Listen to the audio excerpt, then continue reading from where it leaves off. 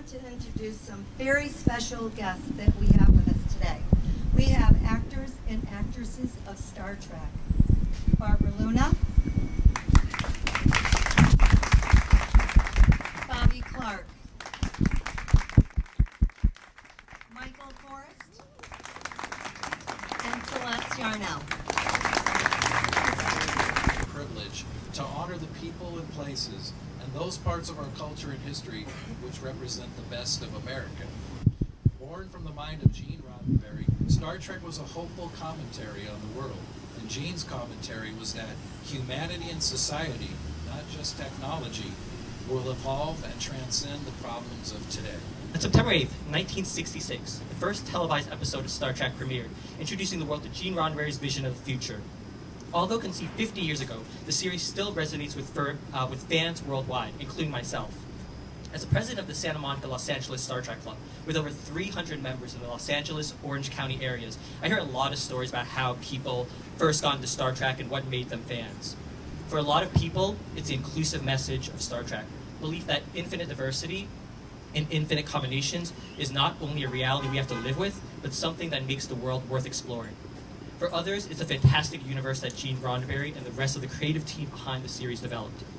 After all, whether you're a hardcore fan or a casual fan, who doesn't know what a Klingon is or know what this means? We must thank Mr. Rodenberry, shall we? Thank you, Mr. Rodenberry. Michael Forrest and Celeste Yarnell and Bobby Clark, we have become America's guests because of Star Trek.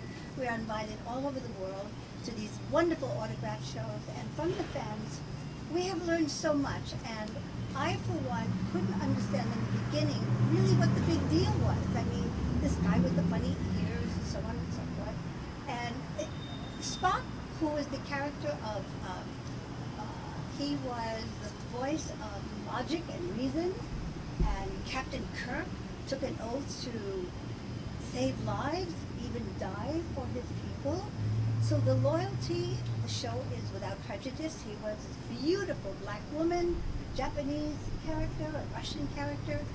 So I came to understand that on so many levels, Star Trek is the most, for me, the most inspirational show I've ever seen on television. So we're here at the first day for the Star Trek commemorative 50th stamps. So what they're doing right now is he is canceling the stamps with a special Enterprise stamper. So let's see how that goes. He's putting the stamps on, and then he's going to stamp it.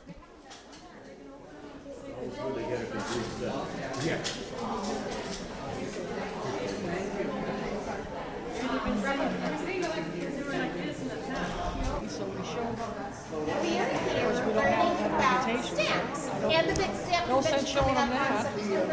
23rd through 25th. at the LAX. Hilton. It's called Sescal. That's the name of the exhibition. It's a stamp show and exhibit, and there are many dealers there. We're also going to have a different cancellation beside the one we have here, celebrating the 50th anniversary of Star Trek. We'll be servicing covers. There'll be a set of 4 covers with the special cancels and a set of labels also. All of it celebrating Star Trek. Hey, this is Cherry, and I'm fangirling out at the U.S. Postal Service celebrating 50 years of Star Trek. What made you fall in love with Star Trek? The Klingon Empire. That's all. I have to say the same. Thank you so much for talking with me, Ken.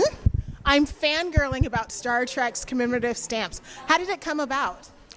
Well, it's the 50th anniversary, so there's a great tie-in to celebrate that. And think about Star Trek in the history of America. It has cultural history. I grew up with Star Trek, really the reruns. I'm a little too young for the original series, but the reruns came out. And 50 years later, you look at what an important cultural piece that is to America, right? And now there's an opportunity with any stamp like this that's commemorating to go back and relearn about it. So even here now, I've learned so much more about Star Trek, and with having our guests who were actually in the episodes, what an experience, right? That they've lived through and can share. It is really cool, and I was surprised at the connection that the Post Service has with keeping Star Trek, the original series, on air. Can you tell me a little bit about that? Oh, I think that has to do with letter writing campaign. And that's another thing I remember when I was younger. But I would say my children don't write letters. They're all into email and texting now. But isn't it really much more important, a true letter, the power it has? It's in your hands. It's something you can keep. It has more value and impact on people. And so looking back at that time when maybe Star Trek hadn't quite reached everyone yet, there was already a dedicated group of fans that didn't want to lose this program. And the letter writing campaign made the difference, according to the network, and kept the show going for 2 more years. So an incredible way to use the mail, great tie-in for us. Yeah.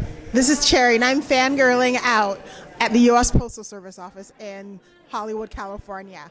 I had to celebrate 50 years of Star Trek by going and buying my own set of stamps, collectible forever stamps, courtesy of the U.S. Postal Service, who had to get in and celebrate Star Trek because they've had a long history with the series. When Rodenberry first premiered the series on CBS, after the first season, we're going to cancel it. Rodenberry reached out to fans to ask them to do a letter writing campaign, and they got season 2, they got season 3, enabling it to go into syndication. This is Cherry, and this is Fangirl Nation, and I'm having a blast being a geek with the Postal Service.